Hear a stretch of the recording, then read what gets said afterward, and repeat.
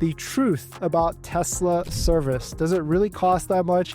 And what you expect when things go wrong. Yes, I did see that, and I was not that surprised about it. Honestly, if you don't know, federal law allows 5 miles an hour of variation, plus or minus, at 50 miles an hour. So that's a 10% fluctuation in either direction for the speedometer to be off. What would the quote from that be to get that fix from Tesla versus like your shop? I think Tesla right now is $12,000 was the last estimate I saw for a Model 3, and that's going to be a remanufactured battery. If you had to have it done in my shop, I'm going to be right around $10,000. I think Tesla won't replace the fuse. I think they'll only replace the whole box, though. Welcome to The Breakdown, your no-fluff guide to everything electric vehicle, from hot Tesla deals to real repair headaches. We break it all down, straight talk, real insights from buying, selling, or just trying to keep your electric vehicle running. We've got you. My name is Dennis, and this is my co-host Chip. Hey, I'm Chip. And today we're going to dive into a topic every electric vehicle owner really needs to think about: the truth about Tesla service. Does it really cost that much? And what you expect when things go wrong? Like, do you have other options? Or is Tesla service or maybe other shops your better option? And of course, a big shout out to our partner, Amber EV. If you're worried about repair costs, don't be. They offer a month-to-month electric vehicle warranty, so you're covered without a long-term commitment. But we'll get more into that later. All right, Chip, but before we get into Tesla service and the truth about it, did you catch that new lawsuit that just came out about Tesla like allegedly speeding up odometers to cut off warranty coverage or something like that? Yes, I did see that, and I was not that surprised about it. Honestly, I know the manufacturers, all manufacturers have been doing this for a long time. I'm not going to name the manufacturer, but I worked for them for over a decade, and we used to deal with this problem of people claiming the speedometers were sped up. And if you don't know, federal law allows 5 miles an hour of variation, plus or minus, at 50 miles an hour. So that's a 10% fluctuation in either direction for the speedometer to be off. And the speedometer is what causes the odometer to go up. So if your car is going 50 miles an hour, but indicating 55, you are accumulating miles 10% faster, which is going to put your car out of warranty faster. I know for a fact the Germans had it so figured out, tire size, that they could tweak it.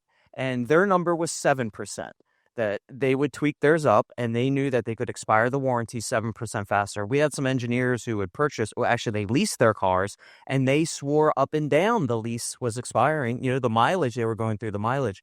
And as, a leader in that dealership, we had to deal with these customers and their complaints and address it. And, and we'd have to go to BMW and say, hey, here's what we found. And then all of this information starts coming out, and it's kind of crazy that they were open about it, and it's just the way it is. But now, granted, I don't work for them anymore, and this was over a decade ago, but with the digital speedometers, I think it's still going on, and now Tesla's getting reports of it.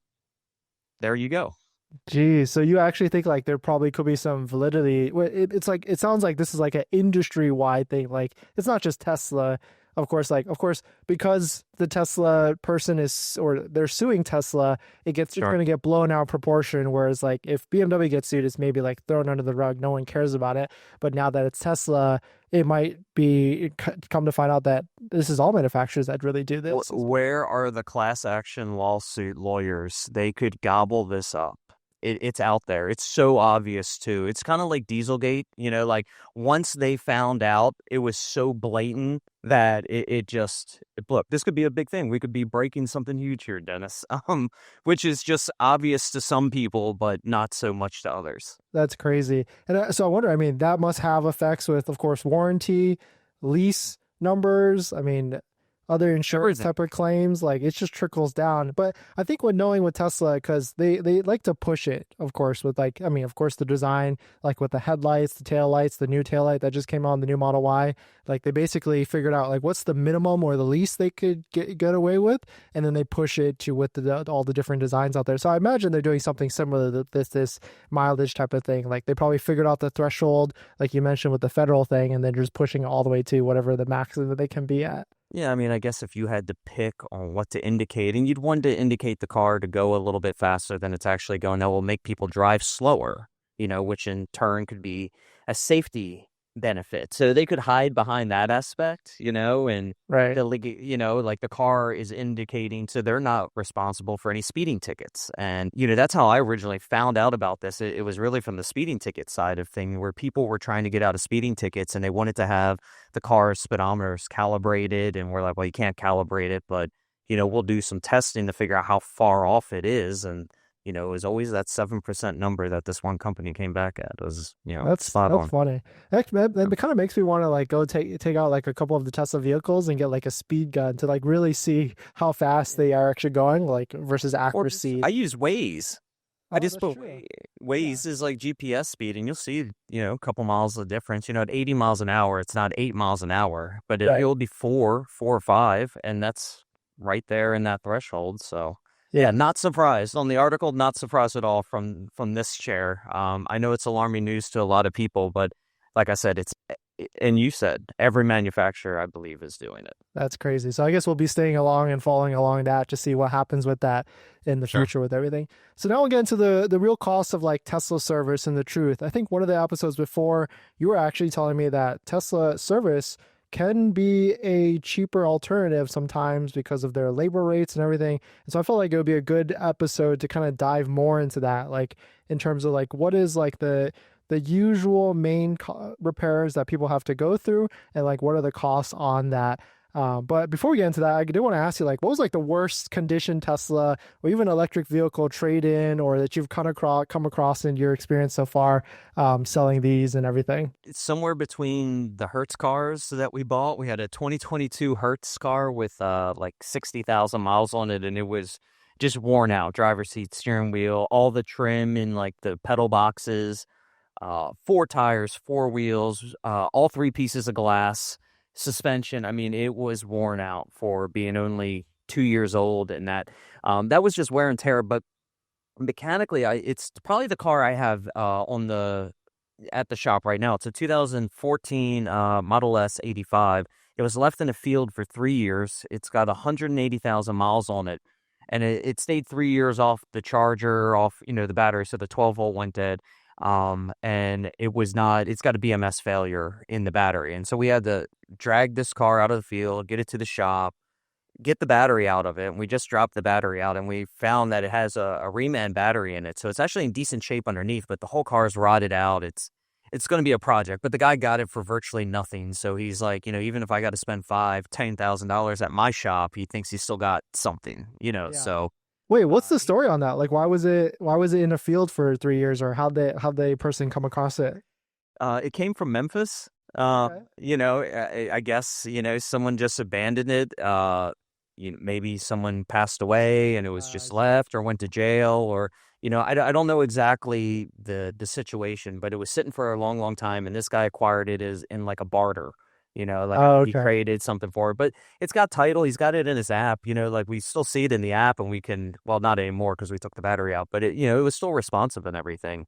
It's just getting through what we we gotta replace the junction box in it, 12-volt battery, high voltage battery's got to be rebuilt. A couple things, tires, brakes, windshield. Do you see that a lot with like the 12-volt battery going bad at like a certain mileage and time frame? Because actually, I was out the other night and I was playing pickleball with a friend, and when we went out to his Model X, it started like flickering. He could not start the vehicle at all, and I was like, oh wow! Like his was of course an older Model X, like a 2015, and he was saying like, oh, his 12-volt battery went out.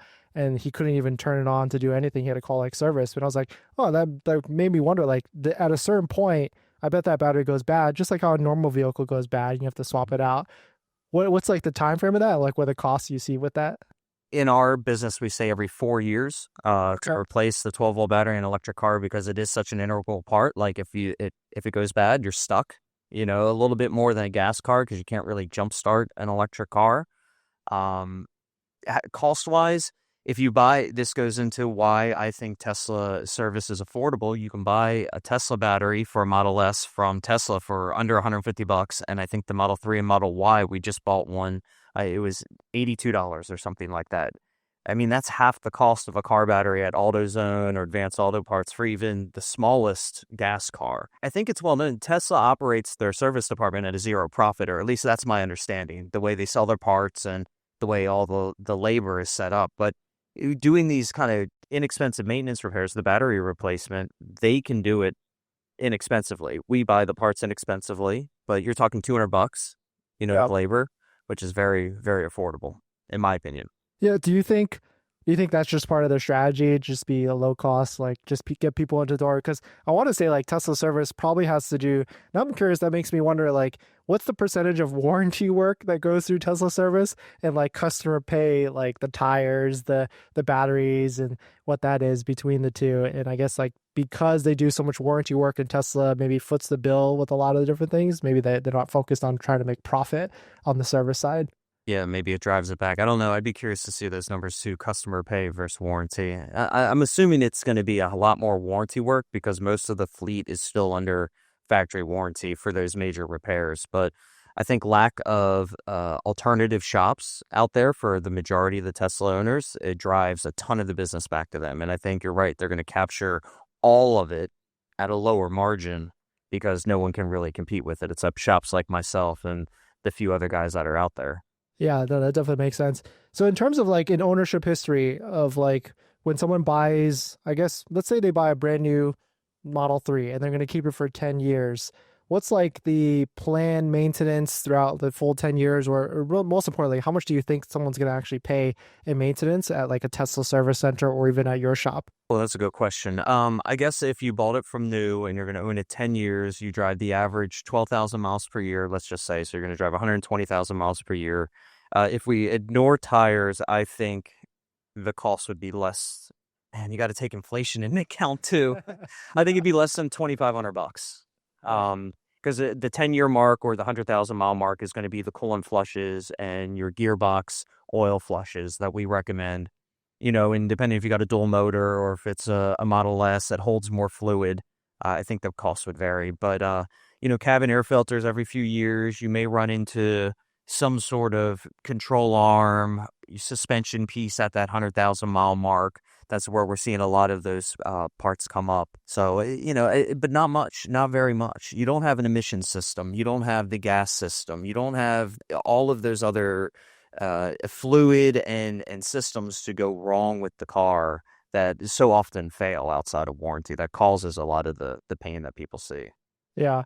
And so I guess from that, like if someone had to run into those different repairs and service things, like what options should they be looking at? Because I guess in California we do have a lot of options in terms of like third party shops doing these types of repairs and everything's now. But I guess I've just never thought of like going to a third party shop. Like what are like the cost benefits or just benefits in general? I can imagine that if you go to like Tesla service, the lack of communication, that handhold of them actually knowing what they're doing, because I've noticed like whenever I go to Tesla service, and not to knock them, but the service advisor sometimes is very limited in their knowledge. They're kind of just, I don't want to say order takers, but they kind of just punt a lot to the service technicians. I mean, it's still a great process, but it feels it's not as customized sometimes because they're always kind of just pointing the fingers at each other, like, "Oh, he can tell you," but then you can't talk to him, and you can't talk to me either. You can't call me. It's an interesting process. Yeah, I agree with that. I think people are going to go to the independent shops, and more independent shops are going to pop up over time. I just had a discussion online with somebody. 50 years ago, there was a transmission shop on every single corner because the automatic transmission was like the hot new thing. And people didn't know how to work on them, but as they got out of warranty, there was a lot of demand for that service. Now, the transmission shop has slowly gone away as automatic transmissions have gotten more reliable, but you saw these muffler shops kind of pop up and a lot of exhaust shops and brake shops and these quick service shops pop up.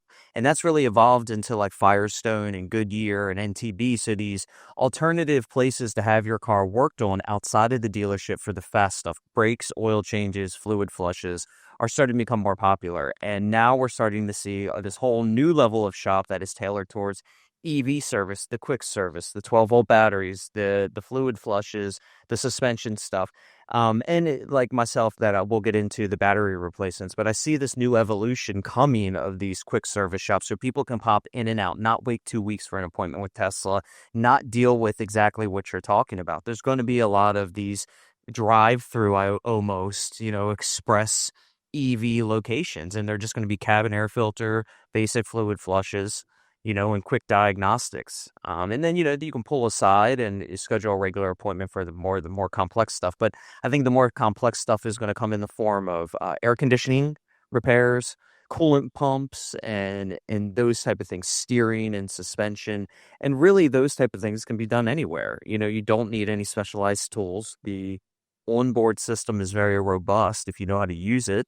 And toolbox most of the time is not required unless it's a serious repair. So I think if people look and shops open their eyes too, there will be a lot more options coming down the pipe. Yeah, so I guess at the end of the day, it's just adapting and changing the model, just like with all the different shops before in the past with emissions to transmission to exhaust and other things. So I guess that certainly makes a lot of sense. But in terms of like costs, like going back to like the battery, it seems like it's such a hot topic with used electric vehicles. Can you explain to me like what's a quote, like if a Model 3 battery went out at 150 to 200K miles, like what would the quote from that be to get that fixed from Tesla versus like your shop? I think Tesla right now is $12,000 was the last estimate I saw for a Model 3, and that's going to be a remanufactured battery. If you had to have it done in my shop, I'm going to be right around $10,000. Okay. If we could, and we're going to use a used battery out of a total loss. That's not remanufactured. So we'd find you a low mileage, intact battery. So there's a battle there. Some people don't want a remanufactured battery. They want a virgin battery. Now, the problem is the warranty is only provided through my supplier, which is very limited. You're talking a 1-year warranty. I'm not really sure what Tesla offers on the 4-year or on the remanufactured battery. I know in the drive units, it's 4 years. Okay. On the Model S's right now, to have it replaced at Tesla, I think it's $16,000 for a reman. Yeah. And we can do a used one for $13,000 in the Model S, and that's a 100 kilowatt pack. So even if you had a 60, a 75, and 85, we would still upgrade you to the 100 kilowatt pack. If we're going to take that job on, we're going to go all the way. Yeah. And that's another thing I've started to realize with this. Like, if you bought like a Model 3 standard range and your battery goes out in your 5th, 10 year of ownership, you could essentially upgrade to like a long range battery and you would get more range. But I guess you couldn't switch from like a rear wheel drive to an all wheel drive, right? That is my understanding too. Someone has gotten a long range battery into a standard range car, but it was a 2-wheel drive to 2-wheel drive was my understanding. I see. I see. So it's kind of cool. You have the flexibility. It's kind of like Legos, I guess. So far, yeah, they let you change the gateway, which is the computer inside, and you can reconfigure the vehicle to accept the bigger battery. So there is that flexibility there, thank goodness. You just got to know how to use the tools to get the most out of it. That makes sense. Any other thoughts on like the truth about Tesla service costs and everything like that? Yeah, man, I got something to add. So we talked about it, and I was saying I think Tesla's labor rate's super, super cheap. So I went through some of my old repair orders with Tesla just to check my math, and I felt they were coming in around $140 an hour, and I was so wrong. They are coming in at $210 an hour. That's what I thought. Yeah. Yeah, because I remember going to mine, and I was like, I pretty much, and of course, California is way different, but I would imagine they would standardize it across like the country. But here's the thing. I was looking at the labor times, and their labor hours for the jobs is very low. So that's what was throwing me off. I was just looking at the total number, and I assumed that it was a lower labor rate, not the per hour. So one of the things that was surprising me, I took it down. They only charge 2.8 hours to remove a drive unit. Okay, which is low. I in my opinion, that's very low. Yeah. We would charge 5 or 6 hours, depending on the car, to remove a drive unit. Now, my labor rate is only $100 an hour. So at the end of the day, it's about the same, $500-600, where they have their advantages, their parts pricing, because any part that I buy from them, I have to pay shipping on top. Even if my tax exemption, I'm paying MSRP for all the parts. There's no break for repair shops on OEM parts that I'm aware of. Someone's got the hookup, let me know, but I'm signed up with their EPC and all of that, and all I get is tax exemption, but I still got to pay shipping at MSRP. Yeah, no. So do you think, I wonder, maybe it goes to how they pay their techs, because I think their techs are an hourly rate. It's flat. Like, I don't know what the hourly rate is, but maybe they could have a couple of different techs working on the same vehicle, whereas like a traditional shop dealership doesn't necessarily do that. They only have one tech on one job. Do you think that could affect why they do different pricing? All right, Chip, but really, if you're buying a used Tesla, why wouldn't you want to check the health of it first? I mean, you can literally do that for free right now, zero excuse. And that's where Amber comes in, the official partner of this podcast. Amber is legit. They help EV owners dodge those surprise repair bills by offering extended protection made specifically for electric vehicles. We're talking your battery, your drive unit, and all those other different components that you don't even think about until something goes wrong. But the cool part, they're offering free remote inspection of your Tesla right now, like full system diagnostics, powered by the same tools Tesla service centers use, but without the dealership. And yeah, I said free. So if you're looking to buy a used Tesla, or if you already have one and you want to just sleep better at night, this is a no-brainer. It's remote, it's fast, it's free, and it could literally save you thousands. So go hit the link in the description of this podcast, get your free checkup, and also learn about Amber's protection plans as well. For fun, I just ran all of my Tesla vehicles just to make sure I have some extra peace of mind. So let's keep EVs on the road longer, and now let's get back to the show. Potentially. I know some of the jobs in the service manual are definitely 2 technician jobs, because they say this requires 2 technicians to perform this. My technician came from Rivian, and he was paid by the hour, like not flat rate, just by the hour. Hourly. Yeah, whether they had to work or not. Now, they had plenty of work for him, but he said there was times where they'd have to cut his hours. Like, they wouldn't sit him there idle. They would just send him home. Yeah. Instead of paying him. So, but he left, and still came to work for me. And so we were able to lure him away. So it couldn't have been that great, of an opportunity, in my opinion. I felt he was a little underpaid for the training he went through, honestly. Yeah. Yeah, no, that makes sense. I feel like that's a common thread. There's a lot of like poaching left and right for all the different electric vehicles. Oh, yeah. I think this next part, I did want to kind of bring up, I think it'd be fun to, Amber, of course, is an electric vehicle warranty company. And on their website, they actually have like this section where they go through like repairs they've recently covered. And of course, when I read this, I have no idea what any of this stuff means, but I see big dollar figure costs. And I think it'd be fun to maybe pick a couple of these and you could explain to us like what the heck this actually is. Yeah, so the first one is high voltage controller. It says $2,341 covered. Like, what is that? Well, that's kind of generic, the high voltage controller. There's a couple different high voltage control. It could be in the charging system, or it could be like the battery heater. Most likely, given that price of it, that probably is in the charging system. But yeah, that's something that just overheats and can burn out and has to be replaced. What type of error message comes up on the car when when a symptom of that problem arises? Oh, it would be quite a few of them. Specifically, I don't know. It's not that explicit. Gotcha. Well, the interesting thing is like, I don't even know, because the only time I've ever had the error message come up on a Tesla, besides like random stuff, but I feel like when the high voltage battery has an issue, it says like high voltage error or something like that, right? Is it only one type of message and then you have to plug it in? Or will it actually tell you different messages, like on a consumer level, not like a tech level? The consumer-facing messages when a battery fails, it varies by model. So like in the Model S, it will say car unable to restart, or maximum charge level reached, or it really depends what type of failure there is. But once you go into the notification section, it will start giving you the codes, like the BMS codes, and it gives you a little description of it. But if you go into service mode, into the back screen, it will kind of give you the additional codes that are not necessarily customer-facing. Right. So there would be like a main code, and then there would be subcodes back in the service screen. And you can see everything. You don't need the special toolbox to see any additional codes. Everything's available there in service mode. And then you can, diagnose from there. Usually you take those codes and you plug those into Google and you try to find it. But if you had toolbox, you would plug those codes into like the search field. Tesla's toolbox is very, very weird compared to a lot of other manufacturers. But basically, you got to use it like Google, where you search out the codes in there and you see what is related to that, and you try to follow their test plans and run certain tests. And you will need toolbox to run these tests. But to read the codes and to research them, you need no special tools. Gotcha. You go into service menu by following instructions, things like that. Yep, and just write them down, and they give you a little description of it, but it's not explicitly telling you what is wrong. It will say, "Hey, imbalance in the battery," but it's not going to tell you which cell it is. Gotcha. You got to use like more advanced stuff to figure that out. But you were saying, I think, in one of the episodes before, you're not necessarily you're not seeing battery failures. You're seeing like the mechanics all around the battery fail. That's more common. from Yes, what you see?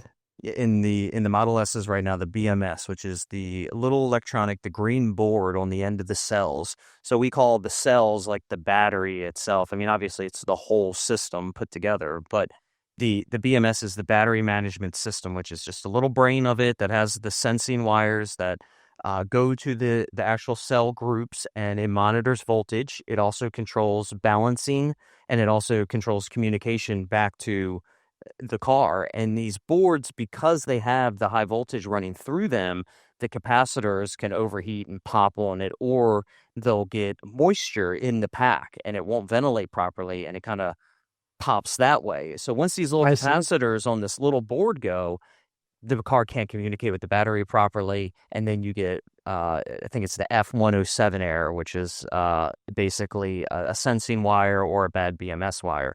And we're dealing with one of those right now where we don't know if the board is bad or the cells are bad. So we have to go in and test each individual cell group to see what the voltage is. Then we have to test at the board to see what the board's reading to figure out which one's lying. Wow. And Okay. again, these are all homemade tools that we get them from people online because Tesla does not give us the tools to do this. So this is all, just the kind of the core repair guys figuring this out as we go. Yeah, that's pretty fascinating. All right, so this next one is power conversion system PCS, $742 covered.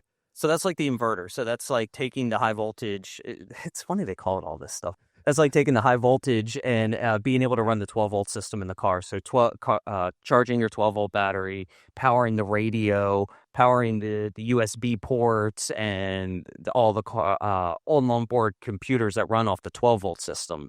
So that's allowing the high voltage to be stepped down to run the rest of the car. It's an integral part of it. If it goes bad, yeah, it can be expensive. Usually just the fuse pops and you can just replace the fuse. How much is like junction box? If the fuse pops, how much is that? Like literally that fuse, like the small one? Yeah, it's like a little fuse, but you have to. It's kind of a pain to get. It's like $800 in my shop to do it. I think Tesla won't replace the fuse. I think they'll only replace the whole box though.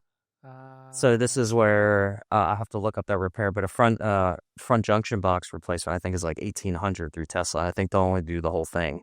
But the fuse is removable, and they will sell us the fuse, like the shop, if we go in there and say this is what we need. So I see. Who knows? So really, at the end of the day, like it's the same with like the traditional dealership versus the third party shops. Like, of course, the traditional dealership might want to just charge you for replacing a whole car because they get a bigger work order, whereas like the mom and pop, they'll want to work with you to kind of see what makes the most sense and kind of be a detective with you to figure out like what's the least cost to, yeah. Yeah, I'll defend the dealerships as someone who worked at dealerships before. It's liability. At the end of the day, I don't want to replace the fuse and have you come back with the bad box again, because then I misdiagnosed it. I'd rather sell you the whole box with the new fuse and eliminate any possibility of there being a problem with the board. So we're going to oversell it to ensure it's fixed the right way. Now, do some dealerships take advantage of that? Of course, but the proper repair per Tesla would be to replace the box. So the independent shops kind of push that edge a little bit more of, I'll try to save you some money. That's the advantage of coming to me. We'll do it this other way. I see.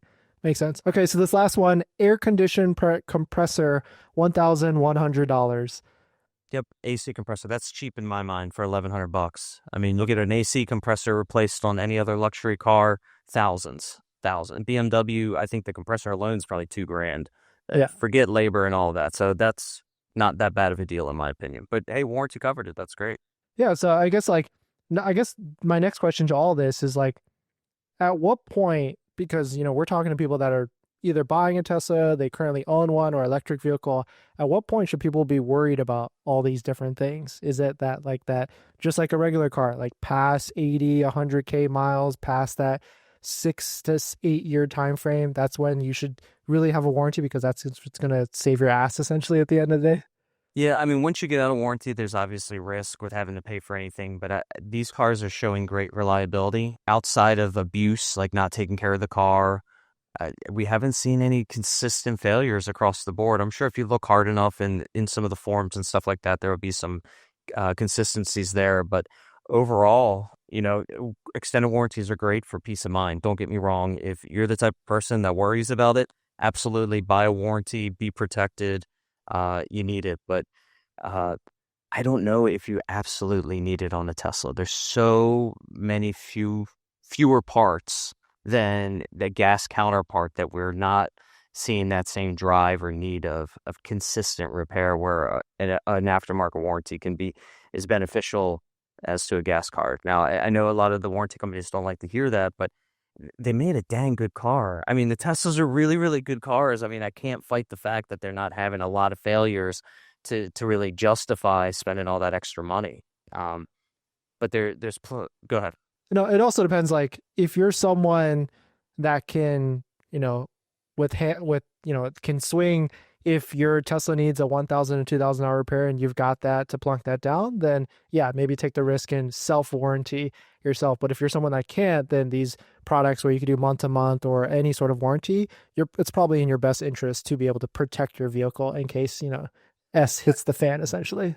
I agree. Like the month-to-month thing is a big deal. We've always talked about, or at least I've always talked about, what drives a lot of my business is people looking at their monthly budget and trying to save money overall, their overall out-of-pocket costs. So, yes, the EV, you buy the EV, you're going to save on fuel and repair costs and maintenance. And even if you factor in like an Amber warranty for 20, 30, $40 a month, overall savings will be lower and you'll be protecting yourself. So yeah, there's definitely some benefits there. It just depends on each person's individual budget. Um, but at the end of the day, they're good cars. The Teslas are good. Some of the other brands, though, if we just want to talk generally EVs, I would still recommend warranties on some of the other brands. By the legacy automakers, old habits die hard, I guess is the saying, and they're Yep. still building cars conventional ways with many more control units made by a multitude of different third-party manufacturers, kind of homologated into one vehicle where, Tesla's very different in that aspect where they control everything. So it's a much more integrated system and a lot less prone to failure. And I think that's one of the inherent reasons why the Teslas are more reliable because they keep everything in-house versus Yeah, the legacy makers. that makes sense. Yeah, I didn't even think about that. Of course, like the legacy ones, they've they're working off a different blueprint than what Tesla and Rivian building the car from ground up essentially. So it's just different. Mhm. Yeah. All right, so now we'll get into our pro tip of the week. I'll go first. I guess I really want to stress how mobile service can actually be a very beneficial thing. My only really frame of reference of this was I had some warranty work done with mobile service. It was fantastic. They just showed up, did it, completed the work, and was on their way. And secondly, I did a cabin filter change, which was a $50 change, which might sound expensive when you compare like how much the filter actually costs, but when you take into the fact that the person arrived when I wasn't home, accessed the vehicle in my driveway, and did everything with me not even interacting with the person at all, that's a huge time saving cost for me having to go to like a Tesla service center. So my pro tip is don't be afraid of a Tesla mobile service and maybe give it a shot and that a person work on your vehicle. All right. Well, my pro tip, and this has to do with just used car buying and buying even from an individual, but it's, don't be afraid to have a pre-purchase inspection done or have bring a friend along to really look at the car. I had a couple folks this week take my cars for pre-purchase inspections. They did end up purchasing. I don't know exactly where they took it. But then I also had some folks bring some cars to me this week for me to look at for a pre-purchase inspection. I wouldn't find anything alarming that turned anybody off from buying the cars from even a competitor. But at the end of the day, I think it's always a good idea to have a second set of eyes put on a used car in the form of some inspection, just anything. Even if they find a nail in the tire, it's good to know that it was there. It could just be a safety thing, even if you're not using it as like a negotiation tool. I love it. And so would you actually go to like if someone hired you or paid for your pre-purchase inspection fee, would you go with them to a dealership or is it kind of No, just bring vehicles? they got to bring the car to me. So they'd ask the dealership, to go and have it inspected by a third party. At least I would hope they would tell them that, and versus, doing an extended test drive. But I mean, I've been doing this long enough. There's people that show up with other dealers' cars with like a dealer plate on the back, like, "Hey, man, can you take a look at this?" And yeah, I'll look at it. I'll see what it's about. I think the biggest thing is, running the Carfax, making sure it's clean title and all of that, and making sure the customer's not getting suckered into buying like something really, really bad that, and overpaying for versus the quality of the car. I love it. So we actually had two questions come through our Google form. One of them is like a question. The other one is I think it's just a comment, but I'm going to read it to you anyways. But if you're watching right now and you want to ask us a direct question, it doesn't have to be a video question. You can just write it out to us on our Google form. You can submit it and we'll read it live on the podcast. But the first one is, I've got a 2014, and this first question is from Mike Karan. I've got a 2014 Model S with unlimited supercharging. Do you think that can be transferred to a Model Y in the future? I guess that's on the new side. I'm not sure. They've done promotions like this in the past. I would imagine they might get more aggressive later this year and allow that to come back. There's also a different flavor of that with unlimited, full self-driving transfers as well. And they've switched up these different demand levers with the two of those. But certainly we'll have to see if the unlimited supercharging comes back. The second one is, I think, for you, Chip. I think it's more of a comment. Ken commented as a question, I'm trying to find a red Model Y with white interior for $25,000, including dealer charges with a $4,000 tax credit. I live in Florida and I'm willing to travel to Tennessee to Chip's dealership. I'm a senior citizen and Air Force disabled veteran. So I guess, if you want to say something to Ken there? Yeah, Ken, I'll find you one. I have blue and black right now that will qualify for the tax credit. 2021, 72,000 miles, 24.6. You get 4,000 off with my fee. You're right there.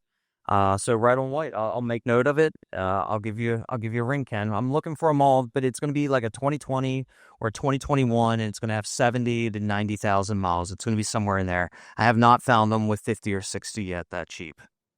At least in a good condition and a clean title. Have you seen, because the new Model Y Juniper it's slowly getting out there. Mm-hmm. Have you seen like a shift in the prices for the used ones because there's a new one now? In 2023s, 2024s, and the 2025s, the used ones have come down about 10%, in my opinion. The 2020s through 2022s are still holding. They're right there at that 25,000 threshold. They're not really moving too far below it. The tax credit cars are few and far between in the Model Ys. They're out there.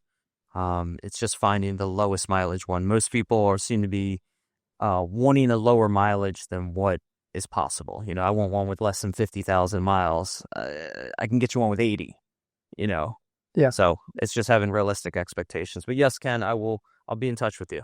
Perfect. And so now we've came to the last segment, which is the discharge. So I'll go ahead and go first. But Chip, did you hear about the Cybertruck rear-wheel drive that got released by Tesla? No, I didn't. Is that the cheap one that everybody's talking about? Yep, it's the cheap one that everybody is talking about. And I guess this is my discharge about it. I don't know what the heck they're thinking. I get it. They're trying to de-feature, de-content the heck out of it.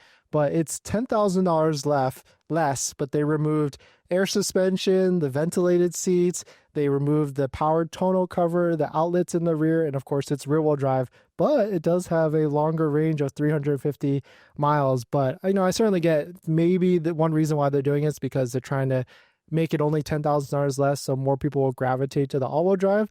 But it's a far cry from their original release price at $39,000 up to $69,000 for the truck. So that's my discharge, and hopefully it's got me worried because I feel like this might be their future strategy with affordable vehicles and just taking out all the features, like the good features, just to try and upsell people higher, but still have like a cheap Tesla vehicle out there. But that's my discharge. Every manufacturer does it. They're going to do it. I just saw Tesla Foundation Series last week selling in the 60s. So no way. Oh, the auction, right? Yeah, I looked at that. Yeah. Carvana had some ones for sale, foundations with like 15,000, 20,000 miles on it. For bids were in the mid 60s. I didn't see what it closed at. I just looked to see if there's any more listed, but not right now. Yeah, I think I was looking at MMR and there was 3 sold for $69K like last week. It's dumping, it's crashing, and yeah, they're coming down. Yeah, it's 50% loss in 3 years. I mean, we talked about this. Yeah, there you go. All right, so my discharge here, it has to do what I was talking about earlier, is access to the Tesla tools to rebuild the batteries. And I more want to use this as an opportunity to ask any of our listeners out there, because I know these batteries are remanufactured in the United States. If you work for Tesla on the remanufacturing side, can you reach out to us? Like, I'd love to talk to you. Love to pick your brain, what tools you guys are using. You can stay anonymous. I'm just trying to get a leg up here on how this is taking place internally so we can try to figure out how to do it. Tesla talks about being very open and no patents and giving it all away, but there seems to be one thing that is eluding us out there. So I don't want to gripe or anything, but I do want to ask for access to that information if it's out there and it can be given to us. All of us rebuilders would love to figure out how they're doing it in-house and what tools they're using. So you're talking about like the old batteries, like how they bring it back to life and then resell it, I guess. Yeah, so Tesla, they only do swaps. So they take your bad battery and they ship that battery somewhere and it is remanufactured somewhere in the United States. So they're peeling the cap off. We want to know what tool are they using to peel the top off with, I want to see how that's done. And like I said, Tesla's always got this in SpaceX. We have no patents. We do this, but they're not sharing really how they did do the battery rebuilds. And I just like to see it. Yeah, I love it. Well, thank you all for watching this episode of The Breakdown. Comment any questions down below. Please hit that like button and subscribe. And we'll see you guys in the next one. See ya. Yep, take it easy.